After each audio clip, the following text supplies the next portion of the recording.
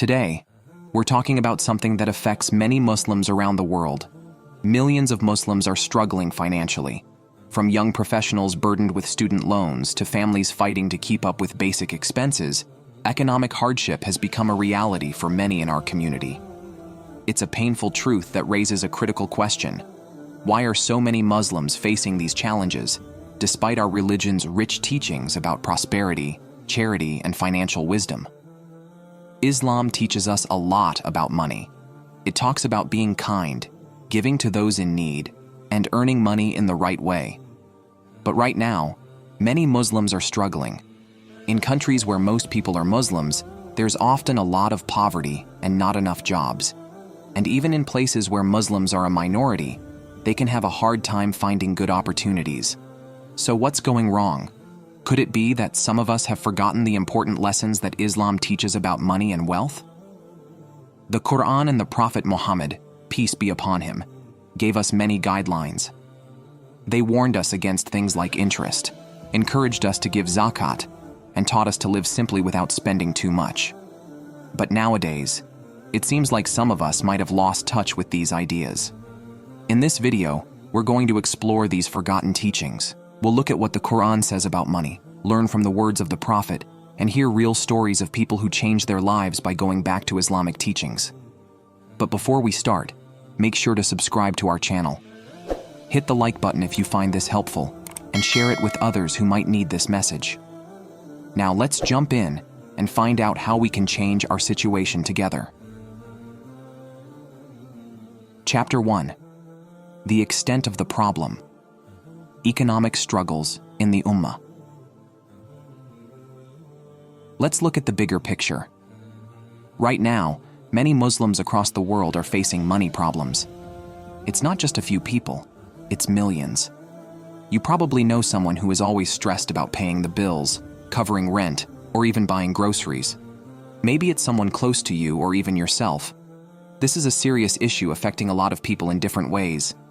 In countries like Egypt, Pakistan, or Yemen, where most people are Muslims, many families can't afford basic needs like food, clean water, or a safe home. There aren't enough good jobs for everyone, and this makes it hard for people to earn a steady income. Even when they do find work, the pay might not be enough to keep up with the rising prices of food, rent, and other essentials. And then there are Muslims living in places like Europe or the United States, where opportunities might seem better. But even there, many Muslims find themselves struggling financially. Why is that? One reason could be that some Muslims, even when living in wealthier countries, might not be following the financial rules that Islam teaches. For example, some might get involved with interest-based loans because it seems like the only way to afford a home or start a business. Others might overlook the importance of giving zakat, which is meant to help those in need and purify our wealth.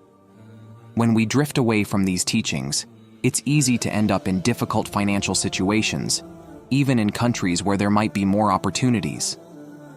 We might find ourselves caught up in debt, living beyond our means, or always chasing more without finding peace or contentment. But what if there's a different way? A way that goes back to the teachings of Islam, which offer timeless advice on how to handle money wisely. Stay with us, because in the next chapters, we'll explore what Islam really says about wealth and how these lessons can change our situation for the better. Chapter 2. What Islam says about wealth. The forgotten principles.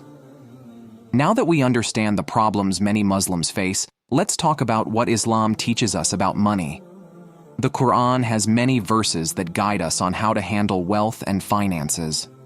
One important lesson is that money is not just for ourselves. It's a test from Allah to see how we manage it. In Surah Al-Baqarah, Allah reminds us that true goodness comes from believing in Him and giving to those in need. One of the key teachings of Islam is about earning money in a halal way. This means making sure our income comes from sources that are lawful. The Prophet Muhammad, peace be upon him, said, "The earnings of a person are based on what they earn lawfully."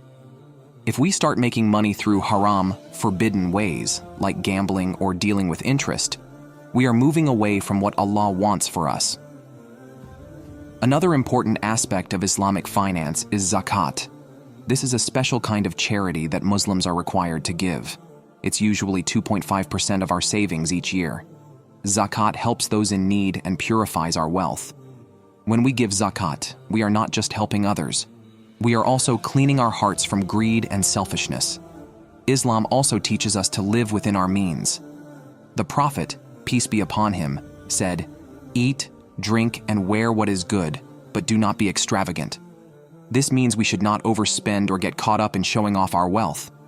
Instead, we should focus on being content with what we have and appreciating our blessings. By following these simple principles from Islam, we can create a better financial future for ourselves and our families. In the next chapter, we will explore how we may have strayed from these teachings and what that means for us today. Chapter 3. How far have we strayed? Departing from the Sunnah. As we think about the teachings of Islam, let's consider how far we have strayed from these important lessons. In today's fast-paced world, many Muslims find themselves caught up in the hustle and bustle of life, often forgetting the wisdom that has been passed down through generations. We live in a time where material things are everywhere. Ads on TV, social media, and even our friends can make us feel like we need to have the latest gadgets, fancy clothes, or expensive cars to be happy. But this is not what Islam teaches us. The Prophet Muhammad, peace be upon him, lived a simple life. He showed us that true happiness comes from being grateful for what we have, not from accumulating more and more things. Many people today might take out loans with interest to buy things they can't afford.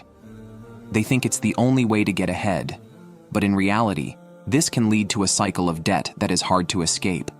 This practice goes against the teachings of Islam, which warn us about the dangers of riba, interest. The Prophet said, "There is no curse on a man who gives a loan and helps the borrower." Instead of relying on loans, we should seek halal ways to achieve our goals. Some Muslims also forget the importance of giving zakat and being charitable.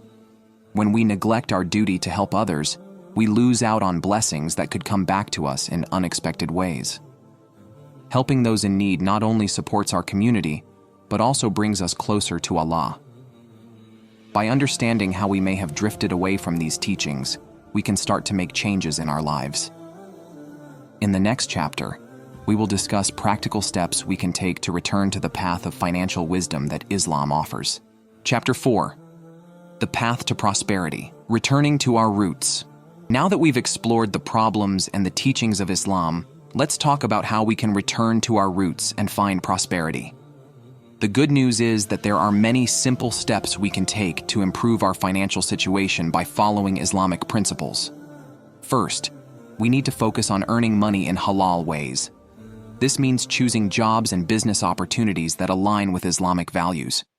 If you're not sure whether a job is halal, think about the products or services you'll be dealing with. Are they beneficial to people? Are they ethical? If not, it may be time to look for something else.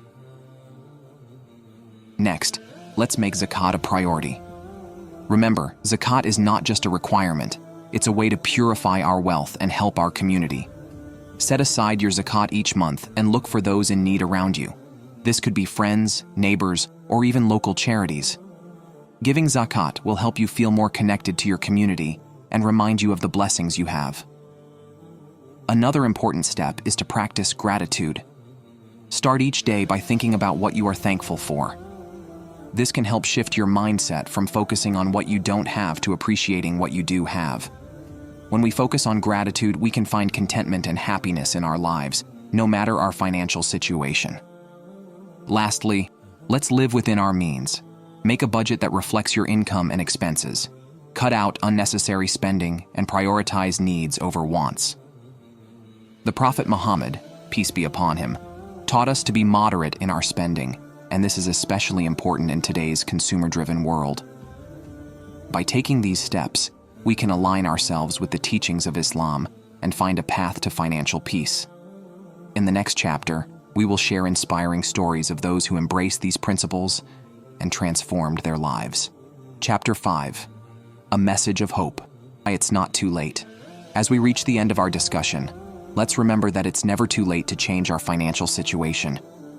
Many Muslims might feel hopeless right now, but there is always a way forward when we turn back to our faith and the teachings of Islam. Every day is a new opportunity to start fresh. You might think that you've made mistakes in your financial life, but Allah is always ready to forgive us and help us get back on track. The Quran tells us that when we seek His guidance sincerely, He will show us the way. This is a comforting reminder that we are never alone in our struggles. Many people have faced financial hardships but found success by returning to the teachings of Islam. For example, there are stories of individuals who changed their lives by quitting jobs that involved riba and choosing halal business ventures instead. They learned to manage their money better, prioritize giving zakat, and live within their means. Through hard work and faith, they turned their financial situations around. We should also remember the power of community. By helping one another, we can lift each other up.